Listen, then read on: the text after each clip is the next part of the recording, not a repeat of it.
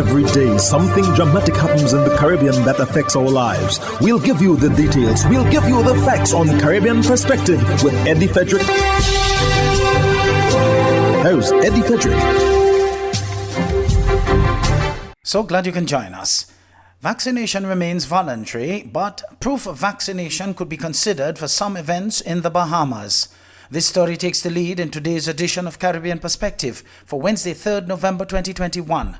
Details when we return. Conveniently located in the Grand Anne Shopping Center, for over 40 years, Food Fair has provided quality service at affordable prices. Now, grocery shopping is made easier and more convenient from the Food Fair web store. Hey, babe. Listen, I need you to go down to Food Fair to get some groceries. All right, no problem. Right away. Thanks, babe. What are you doing? You're supposed to be going Food Fair to get a grocery, man. I am, but didn't you know you can order your groceries online from the Food Fair web store? Are you serious? Of course. All you have to do is just to log on to www.foodfair.gd with credit card in hand, and with an order of $100 or more, Food Fair Grandans will deliver up to 3 miles away. And you don't even have to worry about your information, you know. Their safety measures are excellent. So hold on. You just order online and Food Fair will deliver to you? Yep. Oh, baby, better hurry up and order, man. I already did. They should be here any minute now. Enjoy easy online shopping anytime from your home or office from the Food Fair web store. Food Fair, where you can fill your baskets without emptying your pockets.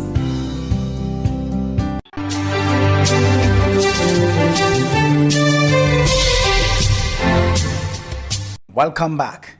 New Health Minister in the Bahamas, Dr. Michael Darville, said vaccination will remain voluntary, but proof of vaccination may be considered for some events. More in this report. We are now in Cabinet finalizing the 2 pieces of regulation under the current Health Management Act, which will guide us on how we put new rules in place, because we've made it very clear that on the 13th of November, the emergency orders would fall away and we would have to have legislation in place. Now, this has been brought up because there's some events that's coming to the country, sporting events, and we know from other parts of the world, they can create a bubble. And so our team is looking on ways on how we can create a similar environment for these type of events. It's not completed, and we want to ensure that we do not hinder our tourism sector and our economic growth, but we want to ensure that the safety of every Bahamian is paramount. The Barbados Hotel and Tourism Association reports a positive response to the revised travel protocols. Fully vaccinated travelers to the island are no longer required to take a COVID-19 test or quarantine on arrival. Now, the grouping is hoping authorities will consider easing some more of the restrictions. Speaking on the one-on-one program produced by the Public Affairs Department last evening, BHTA Chairman Jeffrey Roach called for an extension to the curfew. So if the curfew is extended to maybe 11 midnight, then we believe that that relaxation would be fine for some of the visitors and certainly as well for the members. Because if you think about it, standalone restaurants, for example, right? Many restaurants under normal circumstances will close around 11, right? This early closure means that there are less servings. In addition to which, following the protocol requirements, there has to be more spacing between the tables, etc. So when you layer all of that on top of each other, it severely impacts the economic viability for some of the businesses. The BHTA is also making a case for tourists who need to go into isolation to be able to do so at the hotels they've booked for their vacations. I think once we can finish off with dotting the I's and crossing the T's, we'll be even happier than we are now. Because at the end of the day, we've heard from members and it cuts across, I think, the range of accommodation members that we have, from the luxury to the B-class properties, where persons who might, on testing, turn up positive, don't fancy the idea of having to quarantine at Harrison's Point or at a school, you know. So there's been a discussion on how that can work with quarantine on property. And based on our input, you know, we think it should likely be accepted, maybe tweaked a little bit. But once we can get that put to bed, and that's the issue we have, finalizing some of these things. Barbados Prime Minister Mia Mottley warns that the climate crisis is a death sentence to Barbados and other small island developing states, and cautioned her world counterparts that nothing less than urgent action must be the outcome of COP26. Addressing the climate change conference in Glasgow, Scotland, she said the biggest fear of nations on the front line of global warming is that the gathering will not achieve its goals. She urged leaders to lead. How many more voices and how many more pictures of people must we see on these screens without being able to move? Or are we so blinded and hardened that we can no longer appreciate the cries of humanity? I have been saying to Barbadians for many years that many hands make light work. Today, we need the correct mix of voices, ambition, and action. Do some leaders in this world believe that they can survive and thrive on their own?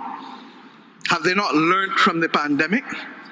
Can there be peace and prosperity if 1/3 of the world literally prospers and the other 2/3 of the world live under siege and face calamitous threats to our well-being?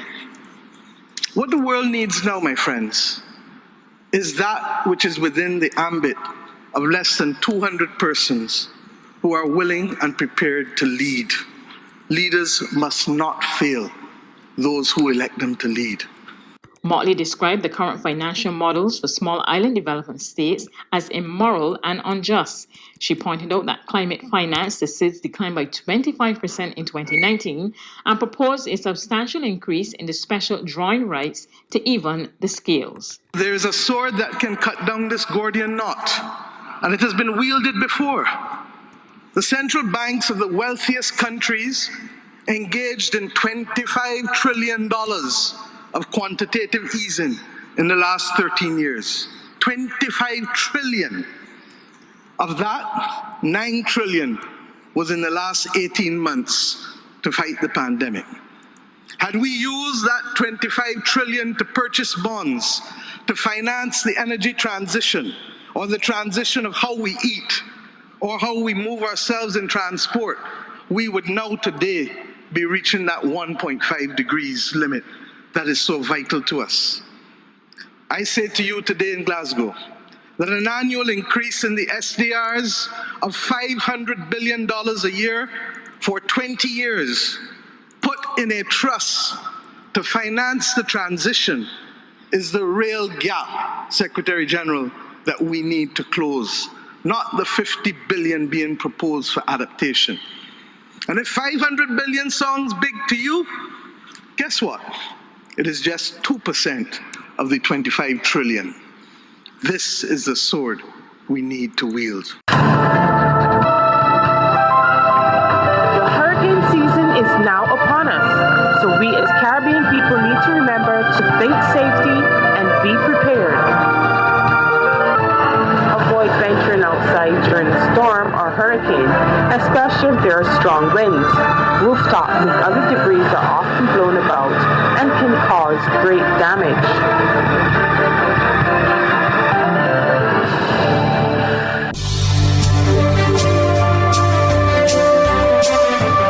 You're listening to Caribbean Perspective with Eddie Frederick.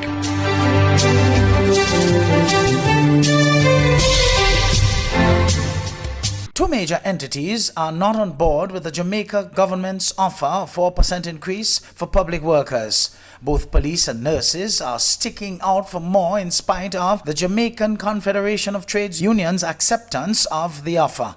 O'Shane Masters of TVJ has more. The Police Federation, which represents rank and file members in September, rejected the government's 4% wage offer. Chairman of the Federation, Corporal Rowan James, says he will not be daunted by the other associations signing the government's offer. However, he's calling for some clarity from Finance Minister Dr. Nigel Clark. The Minister of Finance is speaking about jeopardizing but he has not told the nation that he has not come clean. He who expects to rely on equity must do so with clean hands. And up to this point in time, the Minister of Finance has not disclosed to this federation what it is that the actual 9% of GDP that the legislation speaks to, that he's working with. He has not disclosed the implication of what it is that the compensation review will mean. For JTA President Winston Smith, the announcement by Dr. Clark that if agreements were not signed this year, the implementation of the compensation review next year would be in jeopardy was premature. I don't understand why the minister would put forward a position like that out there, because remember, the financial year ends all the way next year, April, March. And if the minister is so concerned about the jeopardizing of the negotiation going forward, then the minister just needs to come in and give us a decent increase, and we settle on it and move on. Jacques, popular Jamaican reggae singer, has been arrested in the Netherlands and may be spending his Christmas in the lockup on account of his case slated to be heard in January of 2022. Here are more details. The singer, who has been in custody since early October, will have to spend an additional 83 days in lockup before his trial commences on January 2022. Jacques, whose given name is Sikachor Alcock, is charged with attempted murder, attempted manslaughter, aggravated assault, or attempted aggravated assault. The singer was arrested and charged as a result of an alleged stabbing incident involving show promoter 45-year-old Ricardo Papa Blake on October 1 on the Dam Square in the city center of Amsterdam. The victim went to the police station, reported the incident, and was rushed to the hospital, where he underwent surgery. Alcock was arrested and has since secured legal representation. Trinidad and Tobago's immediate past Commissioner of Police Gary Griffith claims political interference in the police force. Police Commissioner Gary Griffith is claiming there is a, quote, blatant political interference, end of quote, in the running of the Trinidad and Tobago Police Service, TTPS. I quote, if at any time our nation has seen deliberate political interference in the running of the police service, it is today, end of quote, Griffith stated Tuesday, as he noted that every single person he hired on contract was fired. Deputy Police Commissioner MacDonald Jacob confirmed that 15 persons were fired with immediate effect in a cost-saving exercise. In an earlier statement, Griffith had defended the hiring of persons on contract and detailed their level of expertise. He said, citing budgetary cuts as a reason for this move is a quote, bogus argument, end of quote, since only the civilian staff hired by him were being terminated, and their contracts were being paid off, which means that taxpayers will be footing a bill for no work. Conveniently located in the Grand Shopping Center, for over 40 years, Food Fair has provided quality service at affordable prices. Now, grocery shopping is made easier and more convenient from the Food Fair web store. Hey, babe. Listen, I need you to go down to Food Fair to get some groceries. All right, no problem. Right away. Thanks, babe. What are you doing? You're supposed to be going Food Fair to get a grocery, man. I am, but didn't you know you can order your groceries online from the Food Fair web store? Are you serious? Of course. All you have to do is just to log on to www.foodfair.gd with credit card in hand, and with an order of $100 or more, Food Fair grants will deliver up to 3 miles away. And you don't even have to worry about your information, you know. Their safety measures are excellent. So hold on. You just order online and Food Fair will deliver to you? Yep. Oh, baby, better hurry up and order, man. I already did. They should be here any minute now. Enjoy easy online shopping anytime from your home or office from the Food Fair web store. Food Fair, where you can fill your baskets without emptying your pockets.